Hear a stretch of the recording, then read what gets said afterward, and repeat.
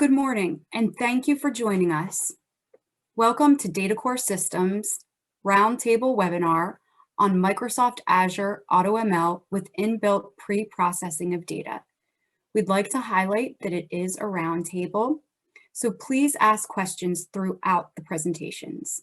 Feel free to unmute your microphone and ask a question or send it through the chat function. I'd also like to note that we will be recording the session.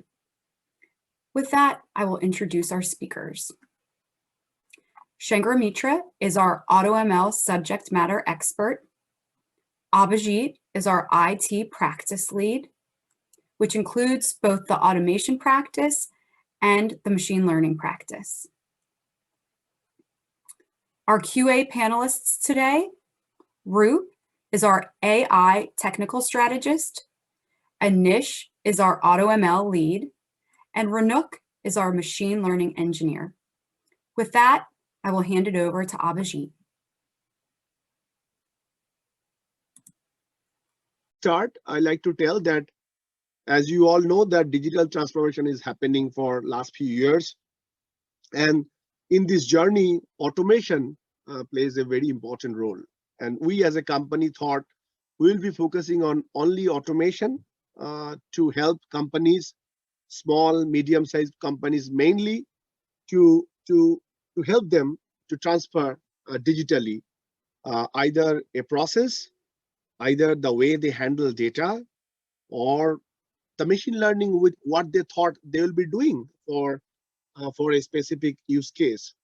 So if you see the chart, what we are displayed, it's kind of our automation practice service offering. We start with an ROI assessment to see, like, if you have any issues and problem, we need to investigate like where we think that automation is possible and can be done to improve your ROI. So as part of this entire thing, you see the hyper automation, AutoML, security automation, automated data management, and RPA, all are part of our service offering. But for today, we'll be only focusing on automated machine learning, AutoML, mainly with Microsoft Azure platform and our own box, what we have developed after getting tremendous experience from the marketplace and doing several projects in the world of machine learning and data. And while we'll do that in this session, from the topic you understood that this is not only AutoML, rather we'll be focusing on more on the data pre-processing. I mean, there's a two-part. One is data cleaning, another is pre-processing that needs a lot of statistical knowledge base. And sometimes we have seen that you may not get resources immediately as you need. So we try to add those few, like 10 number of data pre-processing technique in our box, so that when you don't have resources, or when you even don't want to do that, you can use our box immediately, and you don't need a highly qualified data scientist or statistics knowledge-based resources in your office. It makes your life very easy, and you can get the data ready. And after that, you can use the data even in the AutoML platform, where even you don't need to have anyone who knows machine learning actually. So we will go, but before I ask my team lead to start the entire discussion, I would like to tell you that as a company, we are not only providing AutoML services. This is a part of our machine learning service. We actually do machine learning as a whole. And in this journey, sometimes we use Azure machine learning services, sometimes Azure AutoML services, very specific, and sometimes in a traditional way, just like with data scientists. And if you see our journey, we started with Azure ML. Of course, we are a Microsoft Gold partner. We always had a focus with machine learning in Azure. And with this, we have also evolved with the data part with Azure Data Factory, Trifecta, Python-based coding, and also in the visualization part with Power BI, Dundas BI, Tableau. And at the very latest stage, we are very up to date with the latest technologies, research paper, what we have digested for couple of months, and now we are ready to even offering reinforcement machine learning, deep learning using LSTM, CNN, all latest techniques and technology, and our data scientists are there in office. But today we haven't invited them, but rather we have invited a technical panel who will be more used to with data pre-processing technique, the way we do, the way we standardize this part in our AutoML box, and then later you can always have any queries for me, my team member, with machine learning, which is not covered, even with the visualization and data automation with Azure Data Factory, anything what you are having trouble doing, we will be responding back to you, either Amy or myself or any team member with answers, and we'll love to help you with the journey what you're having. The purpose of this webinar is to tell you that in the world of AI, there are so many things happening. We as a company chose an automated way to help small and medium sized company. Initially, we had webinar with only AutoML, but this roundtable is with not only AutoML, that's a part of it, but rather more on data pre-processing techniques, which can also be automated inside our AutoML box. So I therefore like to stop here, and I will ask my colleague Shanghamitra to take it forward. Thank you so much. Shanghamitra? Sorry, Abhijit, I was on mute. Thank you, Abhijit.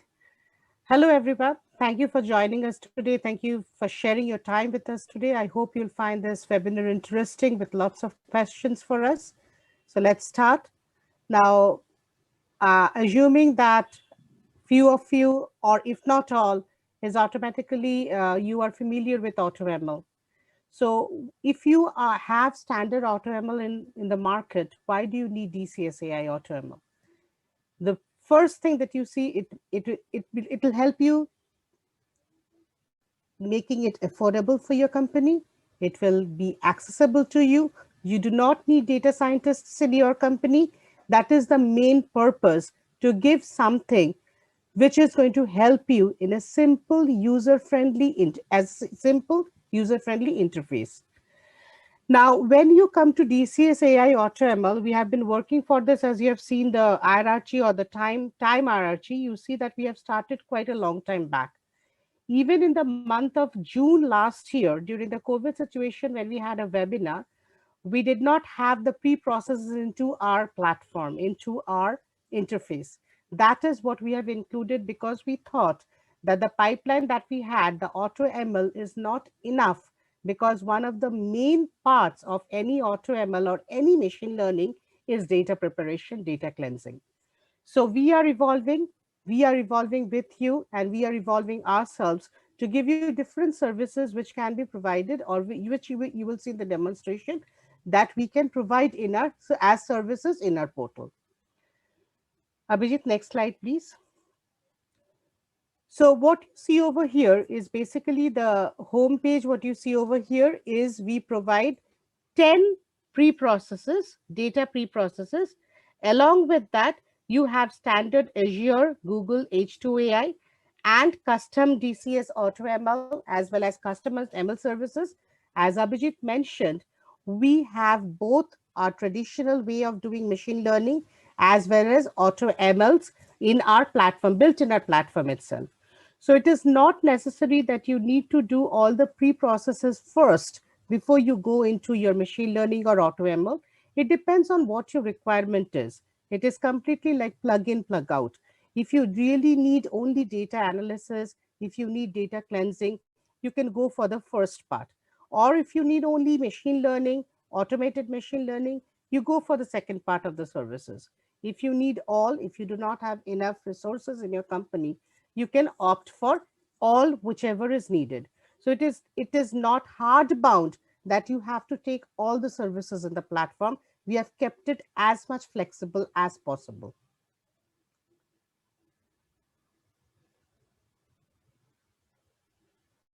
Okay, so now proceeding, we are going to cover 10 pre-processes in the demonstration, as well as mainly the Azure AutoML platform. And then very briefly, we are going to touch base. Why do we have other standard AutoML like Google AI and H2O.ai? What is the requirement? If you already have a single AutoML in place, why do you need others? We are going to come to that. Abhijit, next slide, please. This pipeline, what you see, it is basically the pipeline or AutoML pipeline for machine learning. But we really have to understand machine learning is not a whole in itself. As I just said, there are pre-processing, there is data cleansing, pulling data from different kind of sources. So that portion you see is the front part of the pipeline, which we are not going to discuss in detail today. So the pipeline that you see in this slide, ladies and gentlemen, it's basically a part of a wider pipeline. So first you have data, you're going to fetch your data from different kind of data sources. You're going to analyze that data, cleanse that data, prepare that data before you can feed it into machine learning. Now, why do you need to cleanse your data? Why do you need to prepare your data if you have AutoML? If it's automated, why do you need these pre-processes? It is not necessary. Two things, actually one part is necessary and the other part is not necessary. What part is necessary? Machine learning itself does not consider any data to be bad data or garbage data or noise data. To the machine, every data is valid data. So if you can cleanse the data, if you understand your data, if you have too many missing values, if you cleanse that data and then if you feed in the data, that means your input data is good enough for the machine learning to train and come out with a better output. So that is the first part of the pipeline, which we are going to cover some part today. Then we have the main machine learning pipeline, what you see over here. How do you build an infrastructure in our AutoML, in Azure AutoML, build into a platform? How do you prepare data, train your model, generate your model, best fitted model, apply your test set or predicted set on it, get the predictions, and finally deploy your model. Now, when I say finally deploying a model, obviously it is not the main thing because you have to monitor your model. Unless you monitor your model, it cannot be a constant. Tomorrow data will change. Next quarter data, next year data will change. So you have to keep on training and monitoring your model to always get the best fitted model. Now, the last part of this pipeline, which you again do not see over here, fine, machine learning is done, prediction is out. So what do you do with that? Once the prediction is out, the next most interesting that we wait for are how good is the prediction? How can you validate? So there are two ways of validating. Once you can verify your model prediction. Of course, you can do that. But when the actual data comes in, like you're predicting, maybe you're predicting weather or you're forecasting something which is going to happen next week or next quarter. So when the next quarter becomes present tense, that means your actual data is here. You can compare what you have predicted with your actual data and you know how accurate your model was, what model actually was. So that means when you get that comparison, when you get that accuracy, what do you do with that? Basically, you make decisions. So you need visualizations. So your company, seniors of the company, CEOs of the company, they're going to see that and they're going to make decisions which is going to actually improve your company. So the two end pipelines, what you don't see over here is the preparing of the data, then the machine learning, which you see over here, and finally the visualization. Abhijit? So we'll start an actual demo over here. We have kept it simple. So we'll dive into the demo. Any questions, ladies and gentlemen, till here? You can just unmute yourself and start. We are going to pause the demonstration and we are going to try to answer as much as possible. Okay. Sangamitra, this is Suganti Santal. I have a Yeah. question. Hi, Suganti. Abhijit, can you please pause? So when we talk about preparing data here, is it part of the data pipeline that data engineering team usually takes care of, the transformations that happen within a data pipeline? In the platform, Suganti, in the platform itself, what we are going to demonstrate here today is two parts. The first part of cleansing, the completely raw data cleansing, is not a part of this platform, what you see over here. But as you mentioned, particularly like data featuring or some type of like null imputation, imbalanced data handling, all those can be done by the platform. Makes sense. Thank you. You're welcome. So if you see in this in a platform. This is what you're looking into the platform. We signed it into a platform. We have logged it into a platform. We have data pre-processing. We have 10 data pre-processing as of now covered by the platform. And then we have a separate section, which is the AutoMLs. When we go to the AutoMLs, I'm going to go to that. Now let's start with the pre-processing here. This is the second part. We cover Azure AutoML, Google AutoML, H2O.ai, and we have a DCS AutoML. We are going to come into these four. Mainly, we are going to talk about Azure AutoML, but we'll very quickly breeze through the others. Now, starting with the first data pre-processing. Now, the first is the denoising of data. Now, as I said, any data is not actually garbage data for the machine. Any data is good data for the machine. It does not have human intelligence yet. We can understand that. But then, why do we, these are the pre-processes which will make the data better for your ML input. Now, denoising, I'll go very briefly to each one of them. In each one of these processes, or rather pre-processes, you will see there are simple forms where you either need to give very simple inputs, or you have to upload, not or, and, sorry, and you need to upload a file where you want to do that particular kind of pre-process. And then you're going to get an output, which output can be downloaded so that you can compare or you can see whether your data is good enough or you need to do further pre-processing. Like in this case, you see, we are doing the denoise pre-processing. Denoising is basically a technique of removing noise or distortions in data. Any continuous series can be denoised through this technique. Particularly, we have used wavelets transformation. Okay.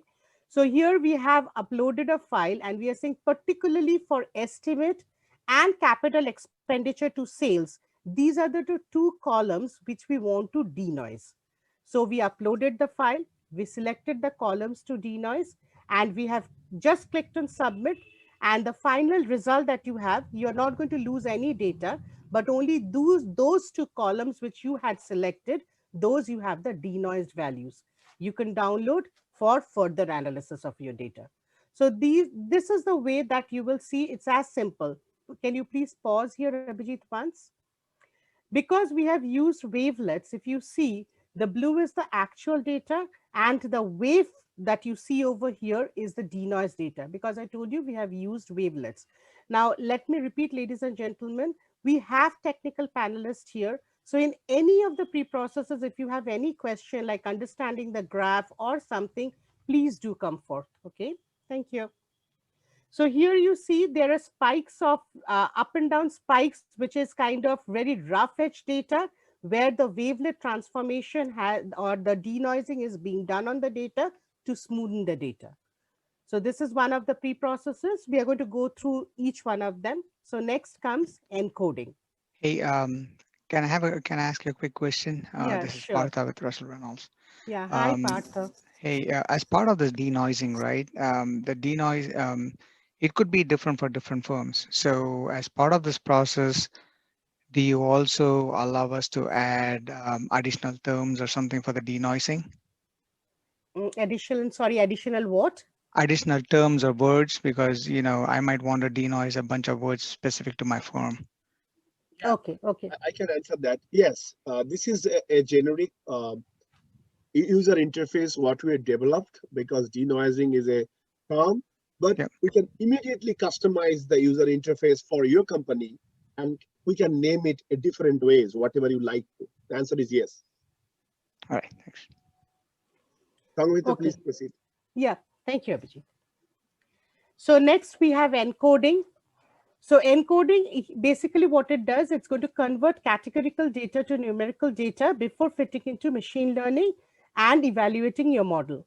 And I'll tell you basically what kind of logic or transformation or what kind of algorithm has been used in each one of them. But then again, as Abhijit said, if you need a particular type of encoding, if you need a particular type of scaling, in that case, we have customized code facility where we can introduce that or where we can handle your data based on that. Now for encoding, what we did is we use label encoder. Okay. So the input, again, you have to upload your data And then here the input will be to select string columns, because basically we are converting categorical data to numeric data. So here your parameter will be to select string columns, and output will be the encoded data.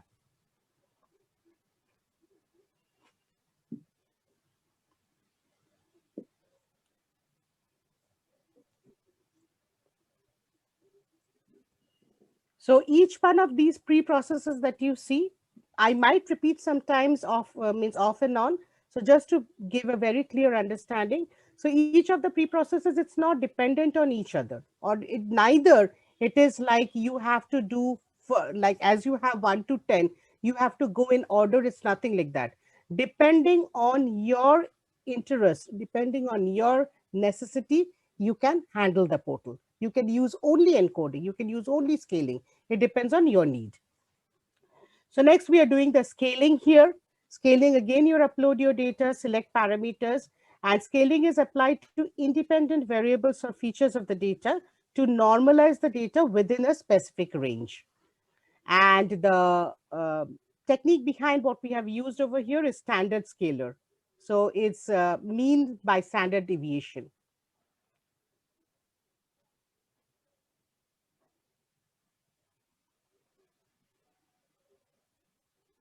If you have any specific questions, even outside what you're seeing here, if you have any questions where you're working in your field and you have any questions from your company also, which might not be related exactly to the 10 pre-processing that we are showing over here, you can ask, and if we are able to, of course, we can answer them today, okay? It's just like we are going to have a conversation here.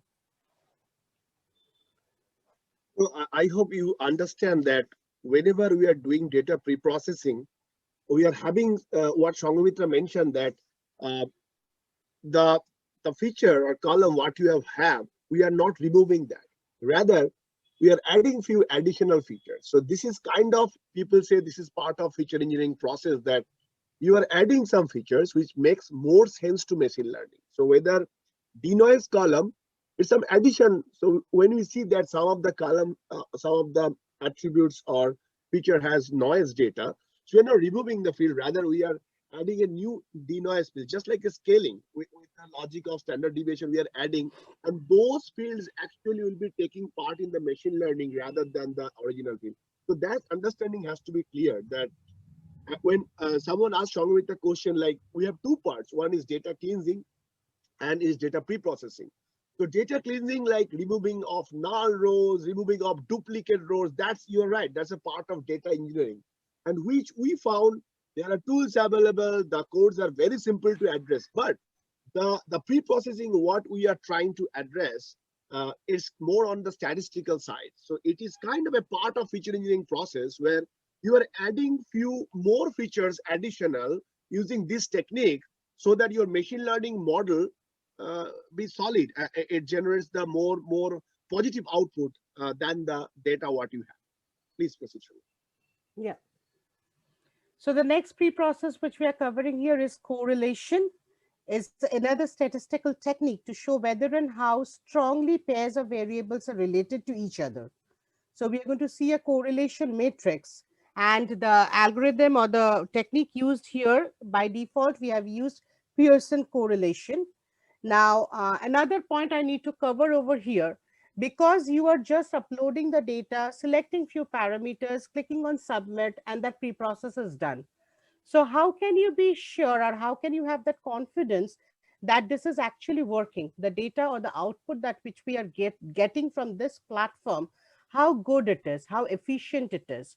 Now, I can tell you few of the validations or verifications which we did, so that you can understand that how we tested ourselves on this portal. The data sets that we have used, Abhijit, when you come to this correlation, please do pause. Correlation matrix, please do pause. Yep. Thank you. So as I was saying, now how did we verify or validate that whatever pre-processes we have added in our portal, it's like kind of it's being done automatically. The idea was to automate it so that if you do not have enough skillful resources, even then you can handle your data properly. So what we did is, one of the main one of the main validation or verification what we did is, because Abhijit said that as Abhijit said, we have data scientists, we have data analysts, because we have been working machine learning for over 2.5 or 3 years now in our company. So we do have different teams. We have AutoML teams, we have data analysis team, data analysts and data scientists. So what we did, we different kind of data sets we have fed into each of these pre-processes, and the same data set completely independently we provided to our data scientist teams, okay, our data team. And they did traditional way, they did the whatever techniques we have used over here, they did it separately without any kind of influence. And then we have compared both of the outputs, and we have seen that unfortunately Abhijit does not have, like this correlation matrix itself, I myself had verified that the correlation matrix which was done in the portal and the correlation matrix which was done in the traditional way, it was 100% identical. So these are the small things which we verified ourselves before we are bringing portal into the market. So what you see over here, the correlation matrix, the white which you see, the white boxes that you see over there, those are highly correlated. That means before you feed into machine learning, you can remove those so that it does not influence, so that it does not become biased when it goes to machine learning. Next is the distribution plot list. By the way, any questions, ladies and gentlemen? Okay, let's proceed. So next is the distribution plot. The distribution plot displays a distribution and range of selected columns or values. Here, whatever the parameters or inputs you will select, it will be numeric, and the output will be a distribution chart. Now, there might be a question that why these 10 pre-processes? Now, when we are working in the machine learning part, we have seen that these 10 are very standard, especially the null imputation, imbalance of data. Those pre-processes, those are hugely, it is required for every time we go through an experiment in machine learning. So that is why that is the way we are evolving our portal to make it more flexible to and bring those things into the portal, which is like kind of, if you need to go into machine learning, you have to do this. So why don't we have it in our portal itself, so that you don't need another team to do it for you? So here, as you see the distribution, I would ask one of our technical panelists to explain what do we see over here, so that our audience can have a better understanding. Yeah. Hello, this is Ronak. Yeah, Ronak, can you speak a little louder? Yeah. Thank Here you. we can see, yeah. In this particular graph, we can see that the plot is positively skewed, means that it has a right tail. Since the data is positively skewed, it can create an outlier problem. So what needs to be done? It needs to be converted into a normal distribution, which is more suitable for machine learning algorithms, so that it can give better results without considering the outliers. Thank you. For example, as you can see in this plot, It was normal it was not. distribution, the capital It expenditure was to not. sales. Yeah, Yep. absolutely. So, Yeah. Thank you. That so, was normal so thank you, distribution. Ronak. So, what we are trying to explain that the method of data pre-processing, we need to understand that first, what we do with that, we understand the insight of the data. What is the current status of the or situation with the data, and if it is accepted in the machine learning world or not. If it is not accepted, just like Ronak said, we need to have a normal distribution of data so that the model gets trained properly. And then we implement that with the data, change the data so that machine learning gets or evolves a perfect output. So I will not repeat what Shangamitra is saying, how we are standardizing, but a lot of people have difficulties understanding why we do it. So the answer is, we first find out what is the problem of the data using these techniques, and then implement that to make the data straight in respect of denoising, no noise, the carb, make it normal distribution. All this is part, and then ultimately the data which is good and ready to go for machine learning, that we will show with the AutoML platform. Okay, Shangamitra. Yep. So here feature selection is not the feature selection which is already done in the AutoML platform. Okay. because we have an AutoML platform in place in a portal, there is no point of doing separate feature engineering or feature selection. Even then, why do we have this process? Because, or rather pre-process, because we have 9 more pre-processes covered in a platform. So we are actually making the data better. So once you know, when you have drawn inferences after doing each of those pre-processes, you have a better data. Now you can actually, you are ready to select or reduce your features and then feed into machine learning. So what I'm trying to say over here is the actual feature selection process, which is done by machine learning or done by automated machine learning, we do not do it over here in this particular feature selection pre-process. What we do is, once or the other 9 pre-processes, or even if you have pre-process done externally, you are already having a good data set. Now, if you have 170, 200 features in your data set, too many features feeding into the machine learning is not going to give you a better result. Rather, more relevant features is going to give you a better result. So in this pre-process of feature selection is, once your other pre-processes are done, that then you can manually select which features you want to put into machine learning. I hope I could make myself clear.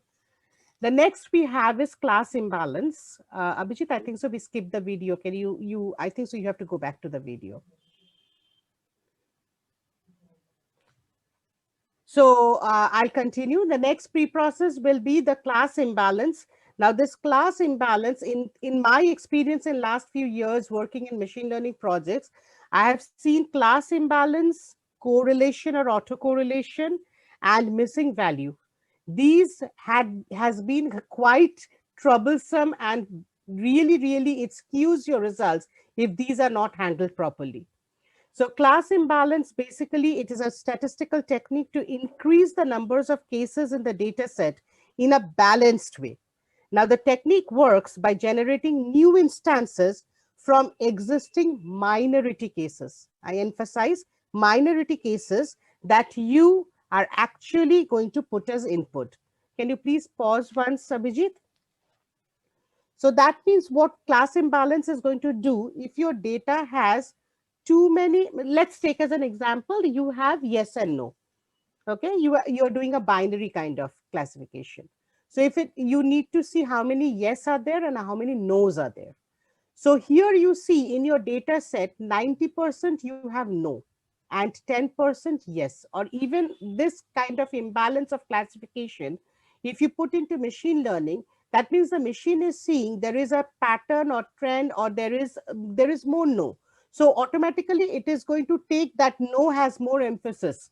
That is how it's going to consider, to speak in a very layman's term.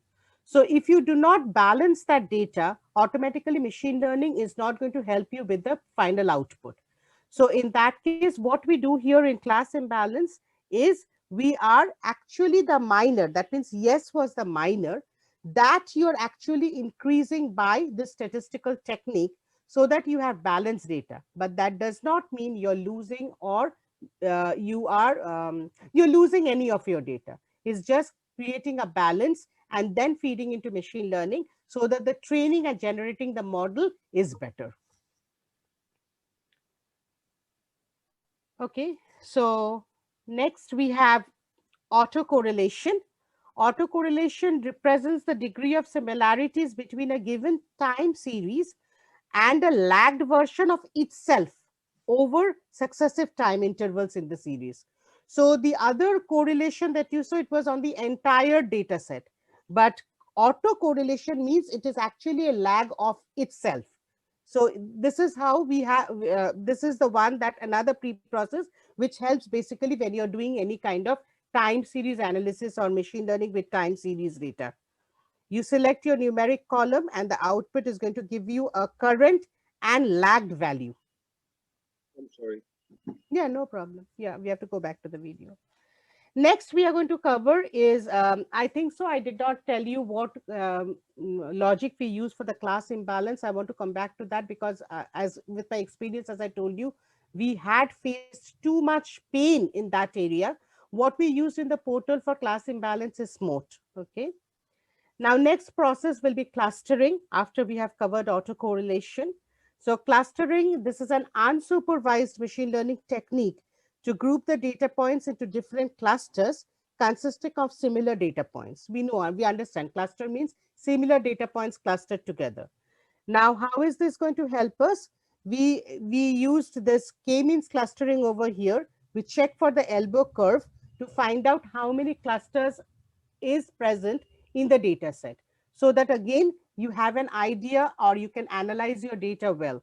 But first, when you see the data at a glance, you will see it is scattered. But once you go through this pre-process, you will see it is clustered for this particular example, whatever sample data we have taken over here, you will clearly distinctively see that we are going to have 3 clusters.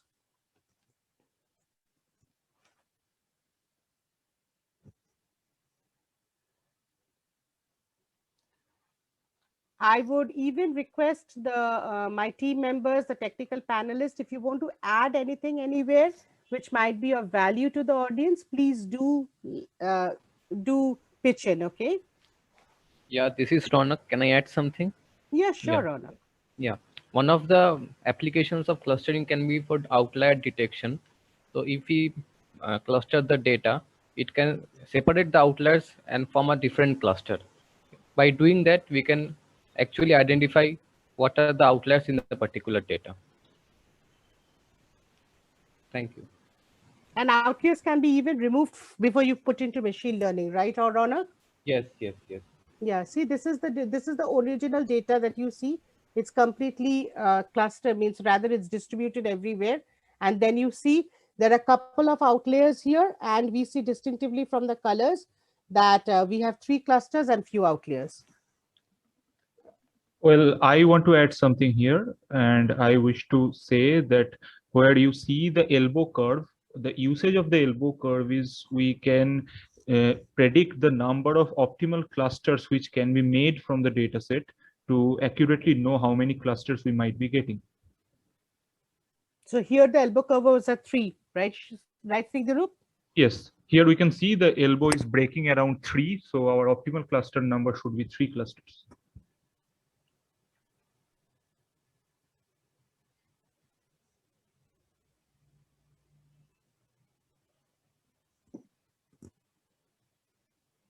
Any questions?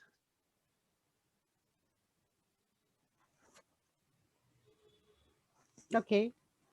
So as we move on, the last of the 10 pre-processes that we have in our portal itself is the missing value imputation, another pain in whenever we do machine learning. So missing data, let's wait till the pre-process comes up. Okay, so missing value imputation. So missing data is a very common problem for data scientists. The only thing that we really have to understand when we are doing missing value imputation is we are not losing any data. You're not replacing any data which is already values are present over there. We do not do that. The portal does not do that. That is not the idea. So missing value will be replaced by valid values only for those values which are actually missing. Because if there are too many missing values, again, machine learning, the training of the model will not be very efficient.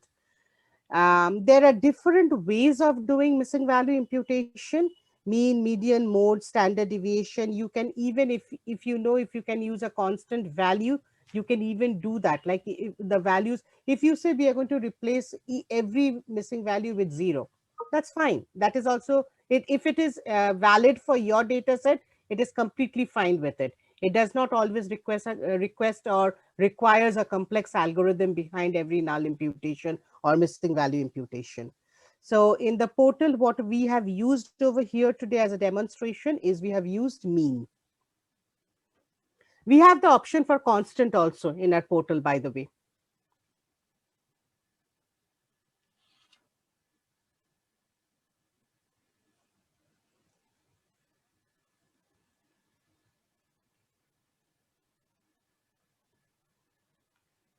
So we have covered all the 10 pre-processes. Next, we'll move on to the automated machine learning part. Now here, there can be a question in your mind. I don't know if you really had it or I am putting into your mind, but that is, automated machine learning means it should do on its own. Abhijit, can you please pause a little bit? Thank you. So automated machine learning itself means that even these pre-processes, what we have discussed or what we have showed just now, it should actually, the AutoML should handle these, and it actually does. There is no requirement or necessity that you have to go through all those pre-processes before feeding into your automated machine learning. So in that case, the question can arise, why do you need that? So coming back to my previous answer, it is not required. The only thing that we kept it is we did not want to restrict our portal only to automated machine learning. We want to improve ourselves. We want to enhance our portal as days go by through our experience. If you think you need only pre-processes, use only pre-processes. If you need only one kind of pre-processes, we are going to use that. And actually, this portal itself helps in a different kind of machine learning projects where few, like maybe just as an example, like null imputation or missing value imputation. We have a portal in hand. We just have to feed the data. So if required for the machine learning project, in a different machine learning project, when another team is doing that, that portion, only this part, we feed into the portal, we get the output, that output is sent to that machine learning project team. Another example is, because maybe I and Abhijit are repeating, sorry, but like we have different teams. So we have even used trifactor. We use different kind of techniques which we see is efficient, is going to handle that project, because these not only works for us, it saves huge time for us.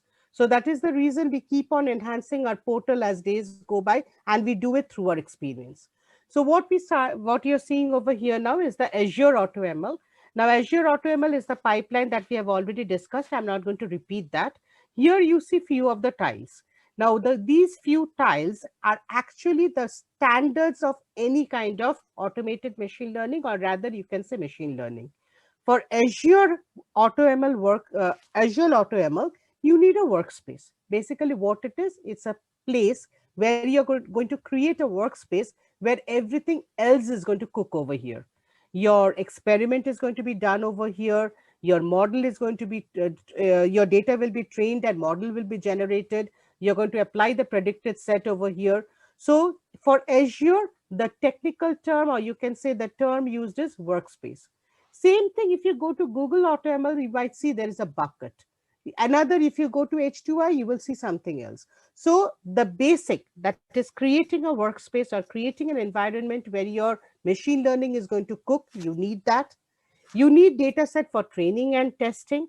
So those are the two things you need. Now, once your training is done, your model will be generated. So once your model is generated through experimentation, once your training is done and your model is generated, that model needs to be deployed. Now, why do you need to deploy that model? Because once your model is generated, you do not need to generate your model or train your data set again and again. First time, maybe you have to train it again and again, go for hyperparameter tuning, do different kind of tunings, at least to get best fitted model. But when you're satisfied with your model, you can have multiple sets to predict, or multiple test sets, you can say. So that is the reason once you deployed your model, maybe you run it quarterly. The machine learning project that you're doing is a quarterly basis prediction. So if it's a quarterly basis prediction, for this quarter, you have trained your model, you have generated your best fitted model, you have deployed your model. Now, once that model is deployed for this quarter, you have applied a test set and you got your prediction. When you go to the next quarter, how we handle, I'm just trying to give you the process, how we handle a portal. When you go to the next quarter, you can again train your model with current data. Okay, the data that you already have, like last quarter's data was not available, now it is available. So you can train your model again, but what you can do is, or rather what we do is, we check if the quarter or the model we generated in the previous quarter, whether we keep a threshold, whether that model is better or the training and the model generation that we did in this quarter is better. If it does not meet that threshold, we do not apply or we do not deploy this new model, because we can see that our previous model was better. So we are not going to deploy a model that is less accurate than the previous quarter's model. So this is the way we are keeping version controlling, monitoring, and then again, if this quarter's model is better, we replace the previous model so that we can have better predictions in this quarter than we had for previous quarter. So this is just as an example I wanted to tell you. I hope you could understand. If you have any questions, please do let me know.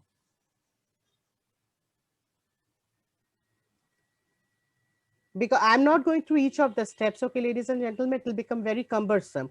I'm trying to give you an idea how the portal works, what are the things to be done. Like here, I can see that we are going in the experimentation process. So experimentation is basically where we are training and you were able to generate the model. So we have 10 more minutes, and we have two sessions with AutoML. Whatever you are seeing, that's available in our website, your YouTube channel. You can always ask for the video.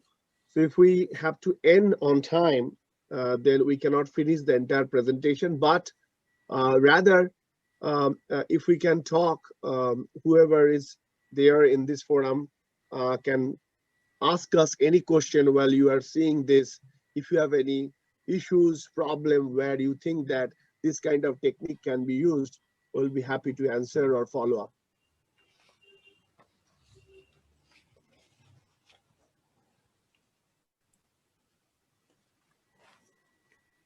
Abhijit, do you think that you could explain a little bit why the pre-processing and the ML ops is so important these days?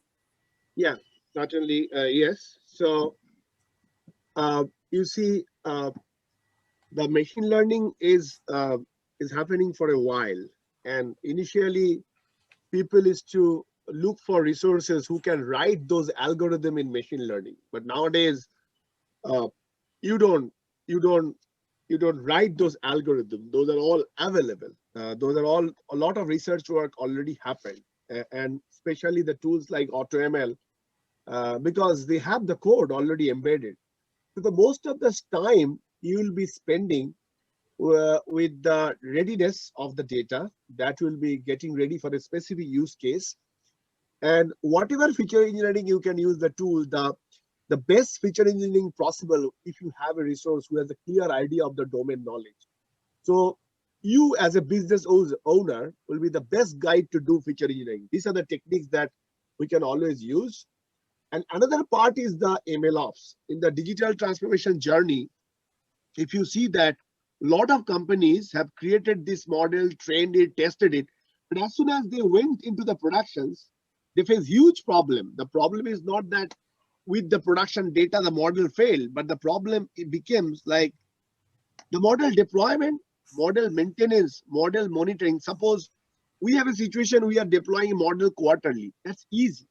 But there are retail stores where the model has to go within every day, and maybe within few hours. Every time new data are flowing, like imagine that you are having new products available in the store with the price tag and everything, and that has to be real time available to the web portal. That, you know, as soon as you have a stock in your inventory, immediately that should go to your portal, and immediately the machine learning algorithm can find out which customers will be interested on that buying the particular product and where he's living in the location. So all needs to be very fast and real timing. So the ML ops, like what you are seeing using AKS and ACI, the model deployment, model maintenance, the subject is very, very important at this moment, other than data pre-processing. So if you don't do data pre-processing very well, you have a high chance of a model that will not work with the real world in the production environment. At the same time, if you don't have a process which can scalable process, and that can maintain your model by that kind of frequency, it's very important that you understand the importance of data pre-processing and ML ops. So that's why we as a company thought that we are doing machine learning, but we like to help you with our knowledge base, our experience base, so that we can help you with the data pre-processing. Even you have people who knows machine learning, I'm expecting you have, but probably you may not have enough idea of the MLOps, just like this screen is showing how you can monitor the models, especially in the Azure, whether it is performing well, because if the model got stopped, your web portal, which is directly connected with the prediction account, it may get stopped because there are few clients who are using predicted data from day before yesterday, but there are clients who need the prediction immediately right now, real time, and that's the challenge of MLOps. So I think that if you need more discussion, if you have a project, if you have an opportunity, or you are trying to do any proof of concept where you need help, please get back to us. Great. And okay, well, with that, we'll give you a couple minutes back. Maybe you could take a little break before you get back to work, but we really appreciate you spending your time with us this morning.